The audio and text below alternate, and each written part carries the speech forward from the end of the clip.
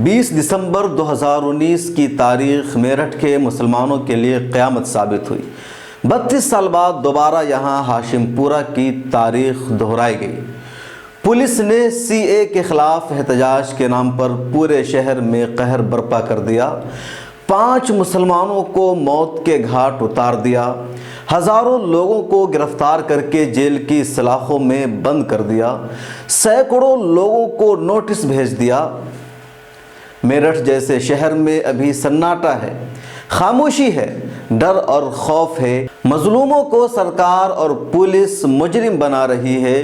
Police की बर्बरियत के जो ऐनी शाहिदीन हैं, आई विटनेस हैं, वो डर से चुप हैं। अपोजिशन में बोलने की और मजलूमों से मिलने की हिम्मत नहीं हो रही है। मीडिया में यूपी पुलिस की दहशतगर्दी पर कोई खबर नहीं चल रही है। 2 महीना होने जा रहे हैं, लेकिन अब तक मजलूमों पर मज़ीद जुल्म तो हुआ है, लेकिन ज़र्रा बराबर उनके साथ इंसाफ नहीं हुआ है और न ही इसके आसार दिख रहे हैं। 13 फरवरी को मिल्लत टाइम्स की एक टीम पहुंची मेरठ में और ग्राउंड ज़ीरो पर जाकर हकीकत मालूम करने की कोशिश की कि क्या कुछ हुआ, किस तरह पुलिस ने वहां जुल्मो सितम ढाया।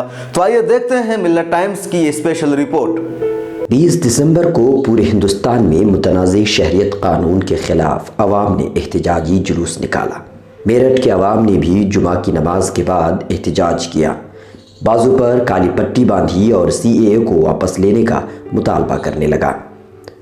पुलिस ने मुजाहिरीन पर लाठीचार्ज कर दिया, मुस्लिम मोहल्लों में फायरिंग कर दी, घरों में घुसकर औरतों और मर्दों की पिटाई भी की, सीसीटीवी को तोड़ दिया। 5 लोगों की उसी वक्त फायरिंग में मौत हो गई। ये फायरिंग पुलिस ने की थी। कई सारे वीडियो हैं जिसमें पुलिस की फायरिंग के सबूत मौजूद हैं। पुलिस ने भी अब एतराफ़ कर लिया है कि उसी की तरफ से फायरिंग हुई थी। 1 महीने के बाद पोस्टमार्टम रिपोर्ट मिली, जिससे घर वाले मुतमईन नहीं हैं। साफ कहना है कि ये रिपोर्ट हकीकत के ख़िलाफ़ है। मुजरिमों और मारने वालों को इंसाफ देने और उनके मुजरिमों को सज़ा देने के बजाय उन्हीं लोगों को अब योगी पुलिस मुजरिम और कसूरवार ठहरा रही है। 28 साला मोहसिन कबाड़ी का काम करता था। घर वालों का कहना है कि वो प्रोटेस्ट में नहीं गया था, लेकिन 20 दिसंबर की शाम उसकी मौत की खबर आई। उसे अपने कब्रिस्तान में पुलिस ने दफन करने से रोक दिया। उन लोगों को पुलिस ने टारगेट करने की पूरी कोशिश की जिन्होंने लाश की शनाख्त करके घर पहुंचाया था। मोहसिन की चंद साल पहले शादी हुई थी। उसके पास 2 छोटे छोटे बच्चे भी हैं। उसकी बीवी रेशमा आज भी हर वक्त रोती रहती है। मोहसिन की मां ने मिल्लत टाइम्स से बातचीत की। यहाँ चारण लेने गया तो मेरा भैया तो चारण लेने गए, सब बाद में रुक्का मच गए, गोली चल गई। मैं तो बाहर को निकली तो बहुत ही सब वो हो रहा, क्या क्या का धुआंधार हो रहा, उसमें कोई पता नहीं चला। बाद में पता चला कि एक लड़के के गुजारे ब्रेम वाले के गोली लग चुकी।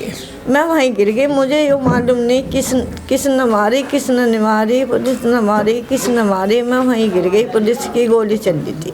अपने काम से जा रहा था, 2 भैंस रखती हूँ, उसका चारा लेने गया होता। पुलिस वाले जो है बहुत हमसे जो है परेशान कर रहे हैं, हम पर जो है दबाव बना रहे हैं, आकर जो है परेशान कर रहे हैं, उल्टे सीधे सवालात कर रहे हैं। और अभी परसों जो पुलिस वाला आए थे, गाड़ी भरकर पुलिस वाले थे, तो कम से कम 10-12 पुलिस वाले थे, लाठी डंडे लेकर आए थे। और उनसे पूछा गया कि आप क्यों आए हैं, तो कहने लगे हम तहकीकात पूछने के लिए आए हैं। हमारे महल वालों ने कहा आप इतने सारे डंडा लेकर, लाठी लेकर आप पूछने के लिए 2 जने भी आ सकते हो आप इस तरह आकर जो माहौल और ख़राब कर रहे हो आने के बाद। तो हमें पूरा जो डराया जा रहा है, धमकाया जा रहा है, हमारी आवाज़ को जो है दबाया जा रहा है, हमारी आवाज़ को उठन नहीं दिया जा रहा है। मेरठ के अहमदनगर में अलीम अंसारी रहता था। 24 साल उम्र थी, रोटी बनाने का काम करता था। उसी शाम पुलिस ने उसे भी अपनी गोली का निशाना बना दिया। अलीम के घर में अब कोई कमाने वाला नहीं है। 80 साल के ज़ईफ़ उनके वालिद हबीब अंसारी अब तन्हा है। 10 बजे गया, फिर मुझे मालूम नहीं, ये मालूम हुआ अब पुलिस ने होटल बंद करवा दिया। मालिक होटल बंद करके चला गया। अलीम जो था पलटने को मैं कहा कुछ सामान खरीदना। बस शाम को लगा पता हमें तो यहाँ मारा तो गली गली में गोली लग गई भैया यहाँ मारी। किसी के खिलाफ FIR है, हुआ है, कुछ हुआ है, कोई कार्रवाई हुई है? अभी नहीं हुई। सलाउद्दीन कर रहा जो कर रहा। मोहम्मद आसिफ की उम्र 33 साल थी। पुराने टायर की फेरी का काम करता था। 3 छोटे छोटे बच्चे हैं। घर वालों ने बताया कि उसका एहतजाज से कोई ताल्लुक नहीं था, लेकिन उसे भी कत्ल कर दिया। मोहम्मद आसिफ के पास 3 छोटे छोटे बच्चे हैं। पढ़कर मेरे से मिलना आए थे। मैं उनकी बहनों ही रहती हूँ गली में, तो बस वो मेरे से मिलकर अपने घर ही जा रहे थे। रास्ते में उनको गोली लग गई। आपकी यहाँ से आपका घर कितनी दूरी पे है? यहीं हमारा भी गली में थोड़ी दूरी पे है। सड़क निकलने से पहले ही हमारा घर है। गए थे तो उनको भी जल्दी थी। जिस वक्त उन्हें पता चला ऐसा हो रहा है तो वो अपने बीवी बच्चों के पास जाने की जल्दबाजी में निकले घर से। और बस वो जी, और वो घर से जैसे निकल के वो सड़क तक ही पहुँचे थे। सड़क पे जाते ही उनके साथ एकदम उनकी गोली लग गई। वो कहाँ पे गोली लगी थी? उनके पीछे लगी थी गोली, कमर में। तो वो उसी वक्त उनकी मौत हो गई या हॉस्पिटल में? हॉस्पिटल में लेके गए। कौन लेके गया ये हमें पता नहीं। कई जने थे, गली वाले ही थे और उनके यार दोस्त होंगे। हमें तो पता नहीं था उस टाइम तक भी कि गोली हमारे भाई की ही लगी है। हमें काफ़ी देर बाद पता चला कि भाई की गोली लगी है और उनको ऐसे लेके गए हैं। वहाँ तक जब लेके गए उनका हॉस्पिटल में जाते ही उनका। अच्छा, बच्चे आसिफ के हैं।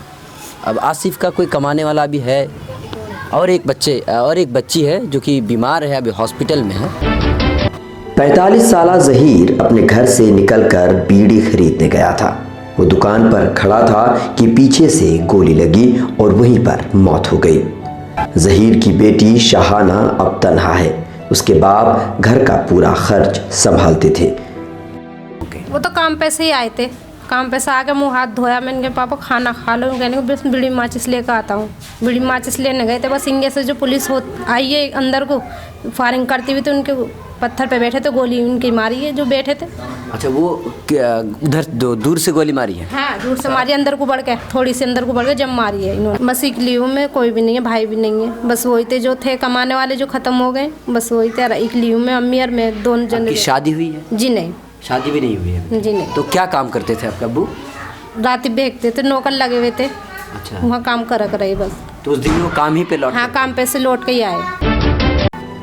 आरिफ की उम्र सिर्फ 20 साल थी। ई रिक्शा चलाया करता था। वालिद दिल्ली में चाय की दुकान चलाया करते थे। कुछ ही दिन पहले ये मेरठ अपने वतन लौटे थे।